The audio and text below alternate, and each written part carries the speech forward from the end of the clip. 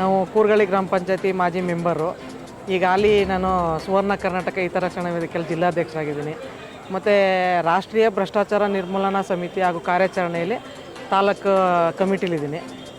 ಈಗ ಉದ್ದೇಶ ಏನಂದರೆ, ಒಂಟಿಕೊಪ್ಪಲು ಮಾರಮ್ಮನ ದೇವಸ್ಥಾನದ ಹಬ್ಬದ ಪ್ರಯುಕ್ತ ಜಯಪ್ರಕಾಶ್ ಅವರು ಪ್ರತಿ ಸಲನೂ ಜಯಪ್ರಕಾಶ್ ಅವರು ಹಾಗೂ ಅವರು ಚಲನಚಿತ್ರ ನಟರು ಮತ್ತು ಒಂಟಿಕೊಪ್ಪಲ್ನ ಹಿರಿಯ ಮುಖಂಡರು ಅವರು ಅವ್ರ ತಂದೆ ತಾಯಿ ಮತ್ತು ಅಣ್ಣನ ನೆನಪಿಗೋಸ್ಕರ ಪ್ರತಿ ಒಂದು 10 ವರ್ಷದಿಂದ ಪ್ರತಿ ಹಬ್ಬಕ್ಕೂ ಒಂಟಿಕೊಪ್ಪಲು ಮಾರಮ್ಮನ ಹಬ್ಬದಲ್ಲಿ ಕಬಡ್ಡಿ ಪಂದ್ಯಾವಳಿ ಇಟ್ಟು ಅವರು ಕಾರ್ಯಕ್ರಮ ಮಾಡ್ತಾಯಿದ್ರು.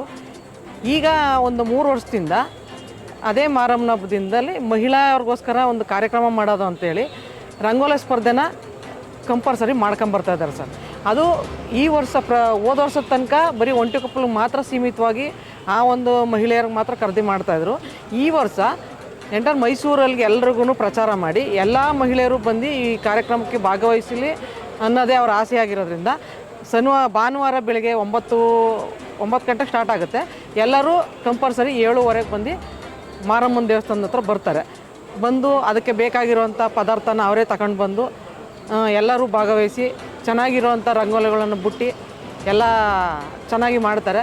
ಅದಕ್ಕೆ ವಿಜೇತರಾಗಿ ಹಬ್ಬದ ದಿನ ಸಂಜೆ ಅಲ್ಲಿ ಒಂದು ಆರ್ಕೆಸ್ಟ್ರಾ ಥರ ಕಾರ್ಯಕ್ರಮ ಮಾಡಿ ಅಲ್ಲಿಗೆ ಅವ್ರನ್ನ ಕರೆದು ಅವ್ರಿಗೇನು ಬಹುಮಾನ ಕೊಡಬೇಕು ಅಂತ ಇರ್ತದೆ ಅವತ್ತು ಅಲ್ಲಿ ವಿತರಣೆ ಮಾಡ್ತಾರೆ ಸರ್. ಯಾವ ಕಾರಣಕ್ಕೆ ಇದೆಲ್ಲ ಸ್ಟಾರ್ಟ್ ಮಾಡ್ತಿದ್ದಾರೆ? ಅವರ ತಾಯಿ ತಂದೆ ಅಣ್ಣನ ನೆನಪಿಗೋಸ್ಕರ ಸರ್. ನಮ್ಮಲ್ಲಿ ಒಟ್ಟು ಎಷ್ಟು ಜನ ಬರೋ ಸಾಧ್ಯತೆ ಇದೆ?